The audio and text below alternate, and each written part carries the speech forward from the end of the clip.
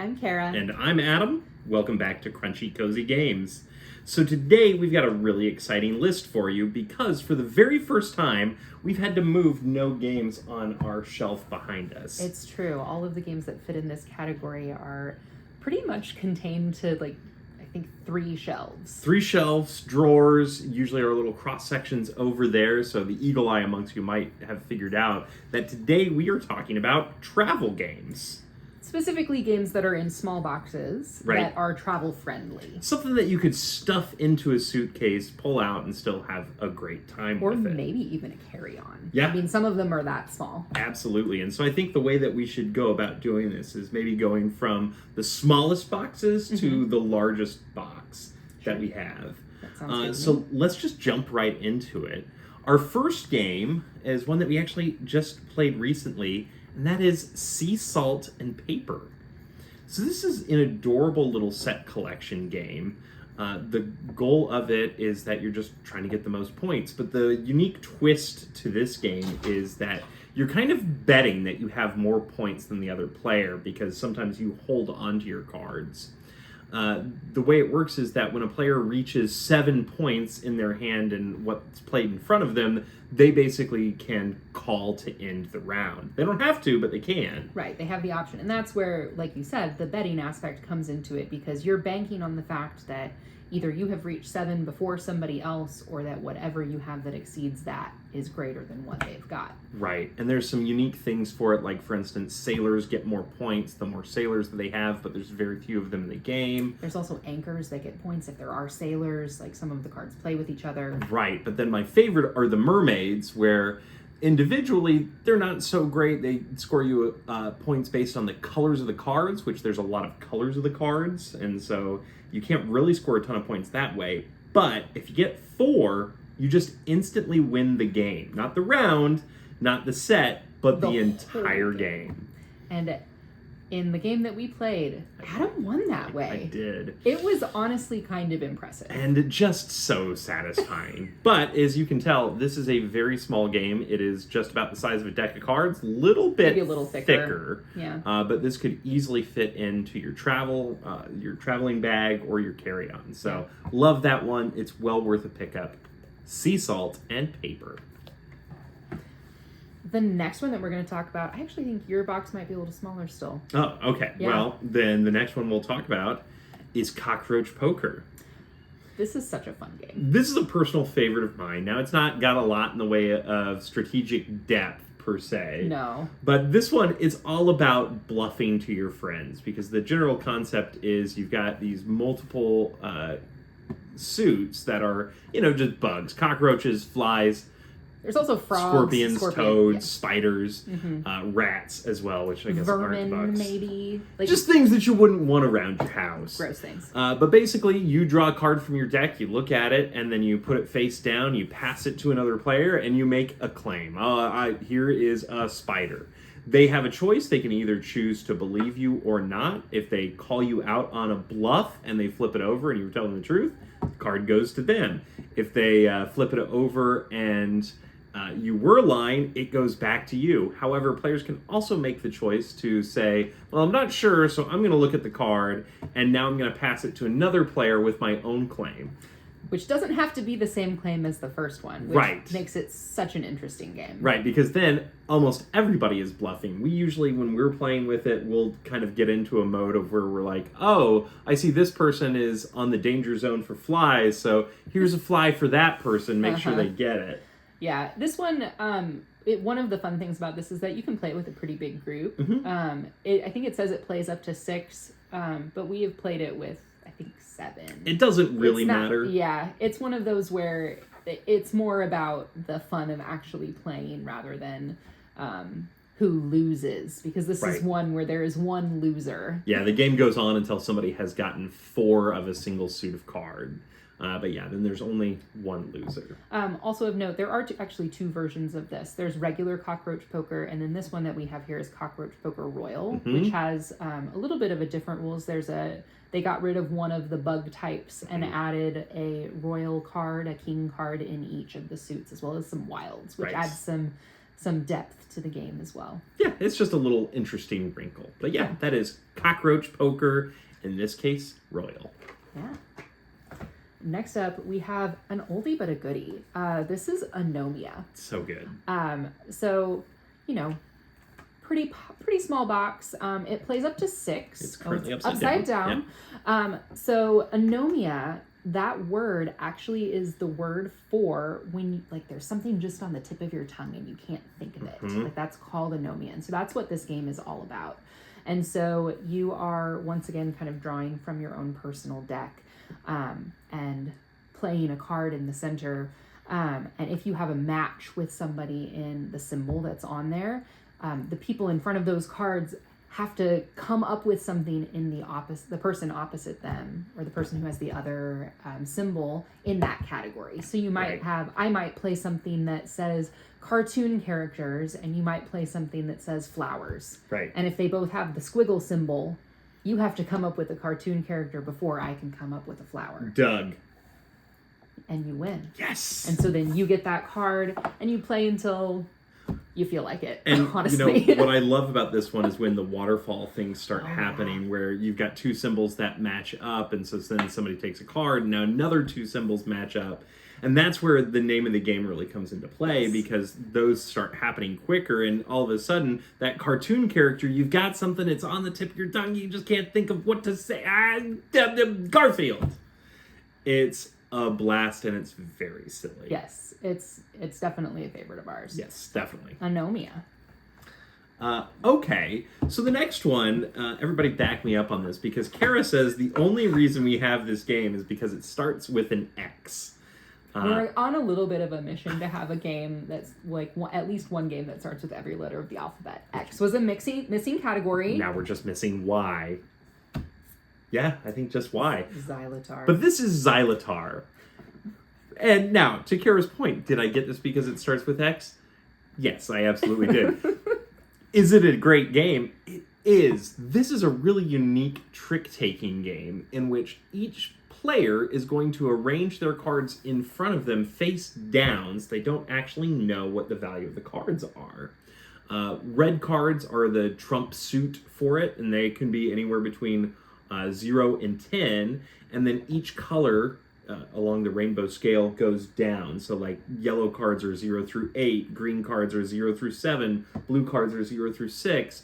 So you're kind of using some deduction to figure out what cards might be in your hand as you're going against it's a basic trick-taking game. So you might throw down a blue card thinking that it's a 1 or a 2 or something like that, but then, it's the highest card in that deck, even higher than some of your red or yellow cards. So it's a really unique trick-taking game. It's very, very silly. But another thing I love about this is the cards themselves, if I can get them out here, are just super skinny. I love that. It's just very silly. But it's a fun game. I love seeing it splayed out in front of people, and just everybody's always laughing when you play that one. And that is Xylotar, a great recommendation for a game that starts with X. It's a different list, Adam, I'm sure. Yeah, it's going to be a very long list. Our top 1 game that starts with X. Just Xylotar. All right, next up, we have, this one is a similar sized box. And so this is Coup. This is a bluffing game, which is very fun. Could tell the truth. Sure. I guess, so in that case, I guess it's more of a social deduction game. Yes. In this game, you have a very small hand size. You can only have 2 cards at a time. And there's, I think, 5 different types of cards, 5 or 6. Yeah, that sounds right. Yeah. And each of those cards has different power. And so as you go through the game, you are claiming that you have specific cards by taking actions. Right. And other people have to decide if they're going to call you out on that. And that's how yeah, because the big thing is, if they're wrong about it calling you out on a bluff and you actually do have that card that you're claiming to have, they lose one of their cards and now they only have 1. Exactly. And so the goal is to be the last person with cards. So it plays very quickly. Yeah.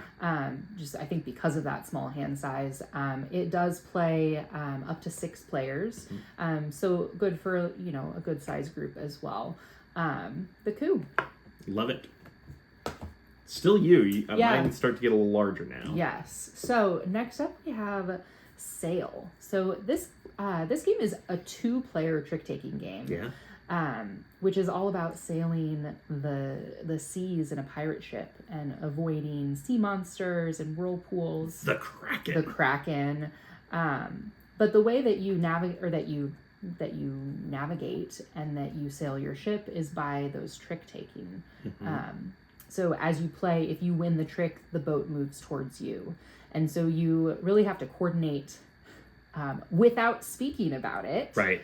How you're going to, what strategy you're going to take to get your ship to move without running into stuff that's going to hurt you. There's also other added elements of what's on the card or actions that you have to do. Like sometimes you might shoot the sea monster to thin out its deck. Right.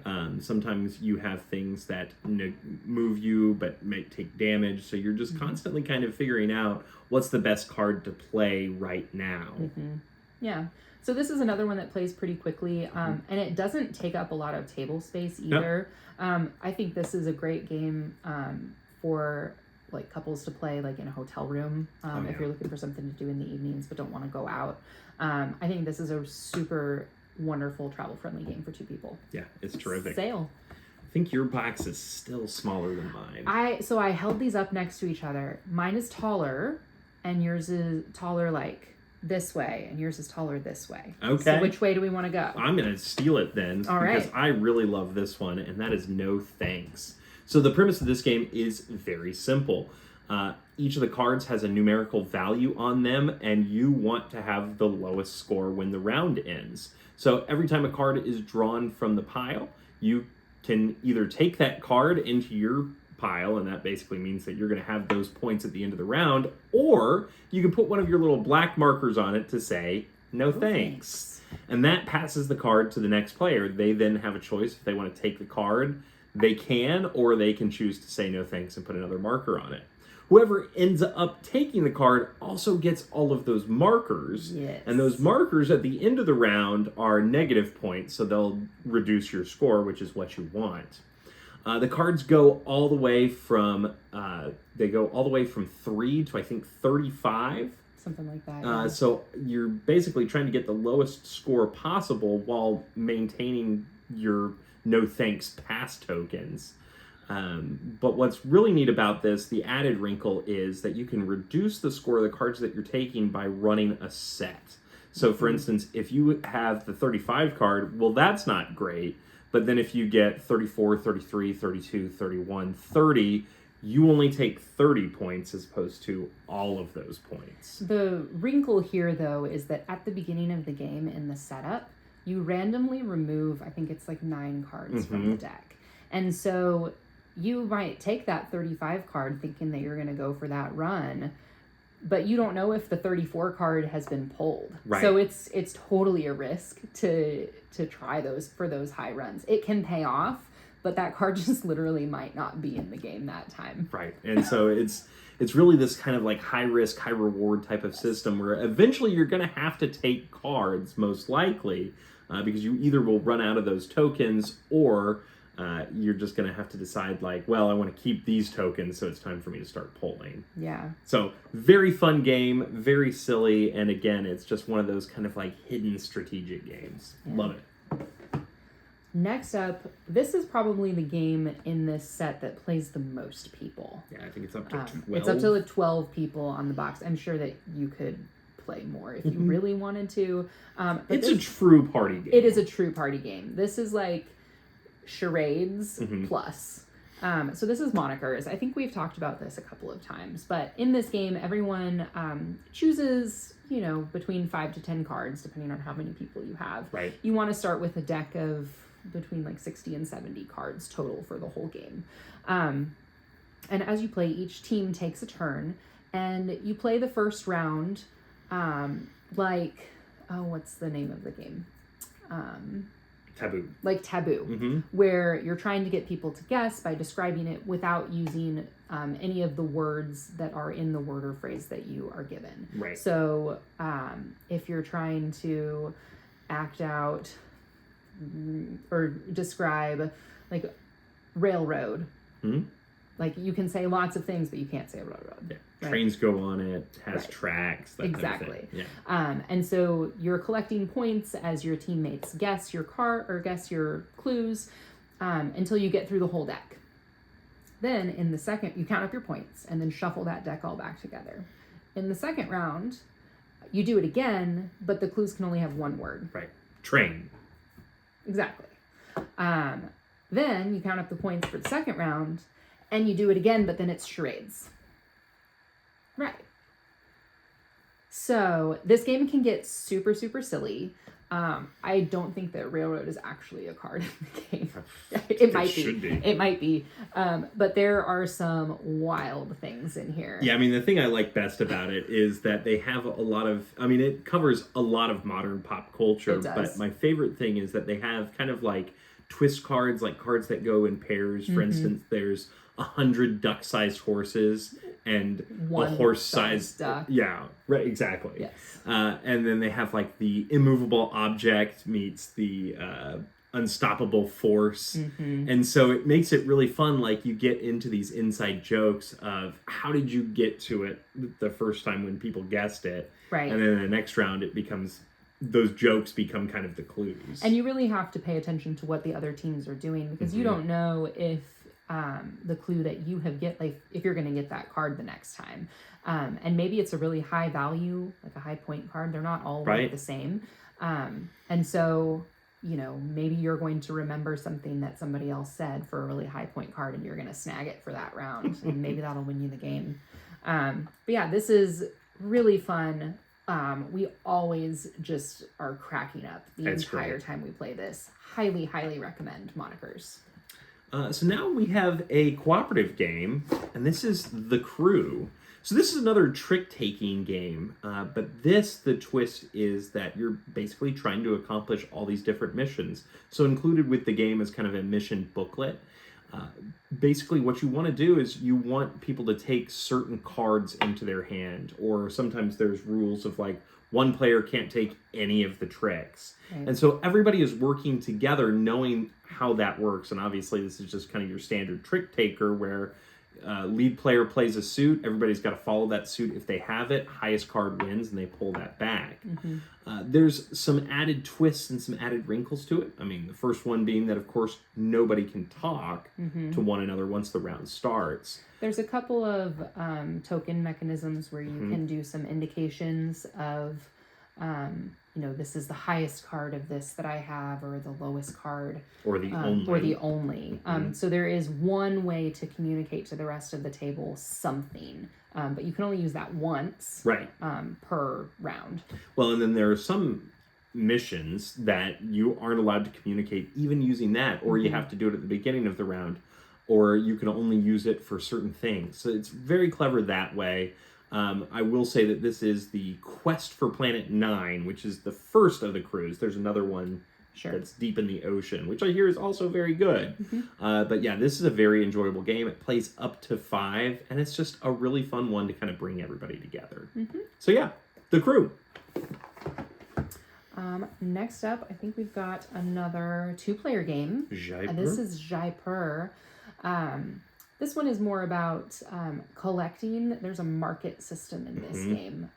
So you are both merchants that are collecting goods, buying and selling goods, and also camels.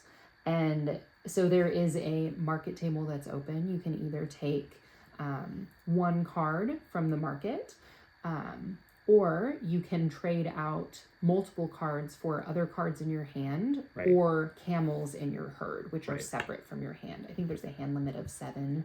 Yeah, there's a hand limit, but not a camel. Not a camel limit. So you can just like real life. You can take a whole stack of camels and kind of bank them for later to get something really valuable. When you have, I think it's the minimum is 2, but when you have 2 or more of something, you can purchase those goods by taking tokens. There's bonus tokens for having 3, 4, or 5. And it plays in 3 rounds. Yeah. So it's a really fun, quick, snappy 2-player game. This is another one that I think would be great for packing to play like in your hotel room in the evenings, kind of winding down at night. Like trying to figure out who has to do all the laundry when you get home. Yeah, that'd be great. Jaipur, love this game. All right, so last game I talked about was to bring everybody together. Here's how to tear everybody apart. That's Arboretum. It looks so beautiful and innocuous. It does. It's so serene, beautiful trees. This game's mean. So here's how it works. It's kind of your tableau building game. You are aligning your trees in different suits. You're trying to get runs of the same types of trees, but they have to go in numerical order. You can skip numbers, of course, but they have to be lowest number at the top, highest number at the bottom, and the same going left to right.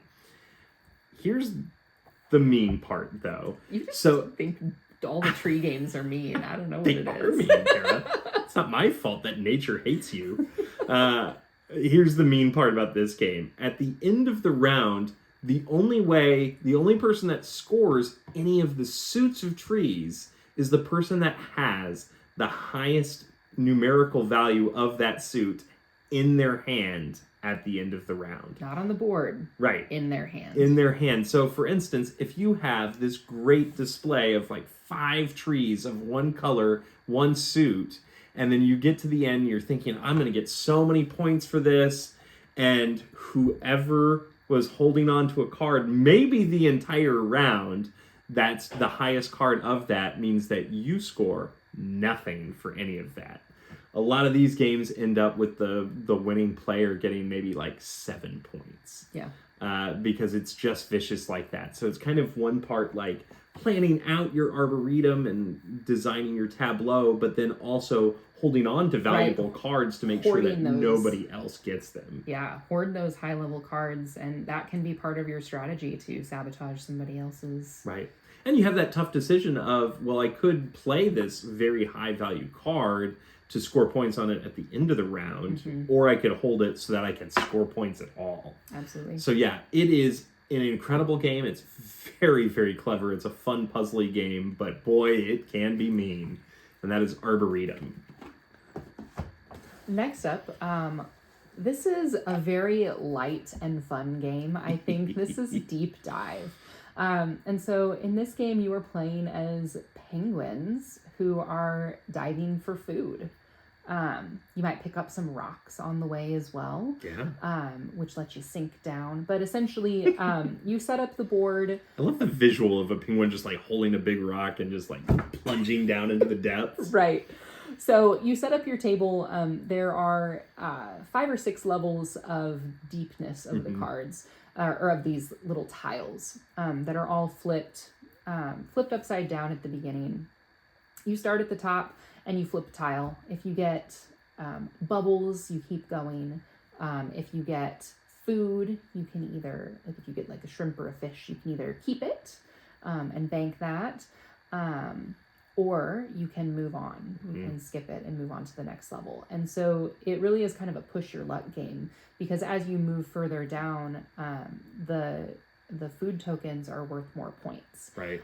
You can be stopped at any point in your descent by flipping a predator tile, right, which traps your penguin on that level, which isn't always a bad thing, because your next penguin can skip a level where there is a penguin trapped in your color. It's a distraction. So the way that you score is by collecting one of each color. There are 3 colors of the food tiles. And so for each, it's green, yellow, and pink. So for each set of green, yellow, pink, you get those points. If you don't have a complete set, I think you get half the points at the end. So the game ends when one of the levels is empty, when the last tile is flipped, not when it's empty. Right. So you're kind of betting against the clock and your opponent in how far they're willing to go down. If you're ending up kind of at that same level and depleting like the 3rd level, your game's going to end quicker.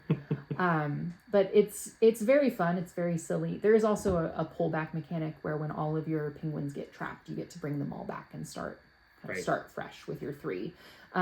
But it's very fun. It plays very quickly. I think we played it twice when we pulled it out. It is the penguin figures are so cute. The art is charming. Deep dive. I really enjoyed this game. All right, so my last one that I'm going to talk about is a game called Phantom Inc.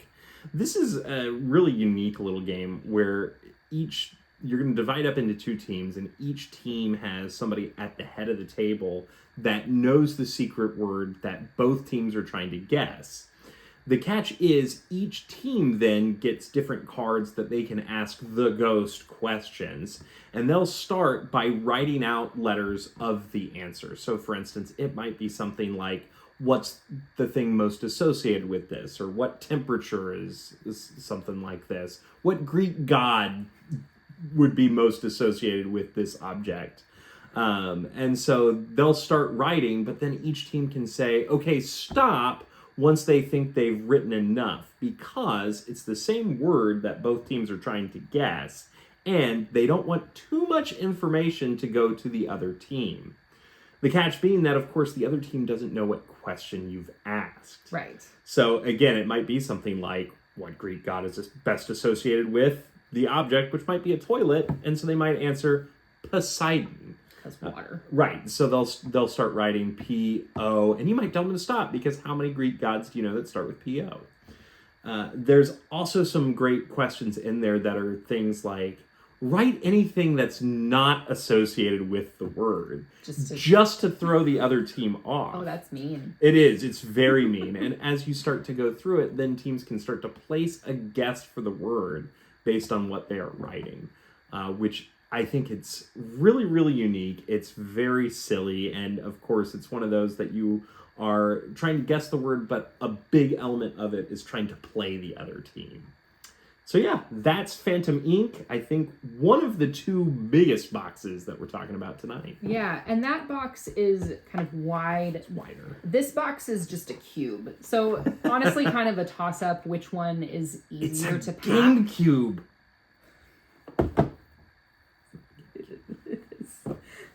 Doesn't have a handle, so it is a cube game. I don't know, but this is Muffin Time. Muffin Time is one of the silliest games that I think I've ever played. I think this technically says it can play up to 8, but there are 3 types of cards in this game. You have action cards, you have trap cards, and then you have like counter cards. And so as you play, you can set traps for other people. So it might be something like if somebody says their name, right, then something happens. Or there's just a card that's like cause a distraction, and anybody that looks, you get to steal a card from them. Right. Action cards, like there's a variety of things happen. You might end up playing nose goes, like who knows.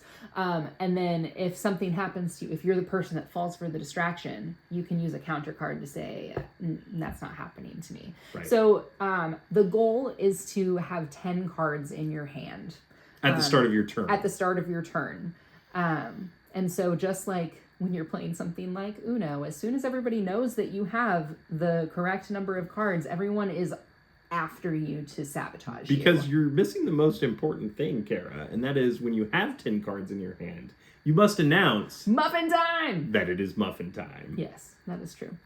You do have to say it's Muffin Time. And then, of course, everybody's gunning for you. But there are some very silly cards in here that completely change the rules of the game. Not just will it, like, change the direction that cards are played, but it can also change how many cards you play. Yes. It can change how many cards you need to win. For instance, we played a game where somebody got that card, and then they said, okay, now you need 20 cards to win. Well, that's awful. Don't do that. But then there's also a card in there that just says, hey, you can restart the game. There's also one that says, if it's your birthday today, you win. So, all right. Question. Is that why we're bringing this? So we can play it on your birthday? No. I thought so. So anyways, this game, the point of this game is not really to win. Right. It is just one of the most ridiculous games. Yeah. I want to win, of course. Obviously. But even if you don't, like, you're going to have a great time playing this game. It'll be more fun when I win.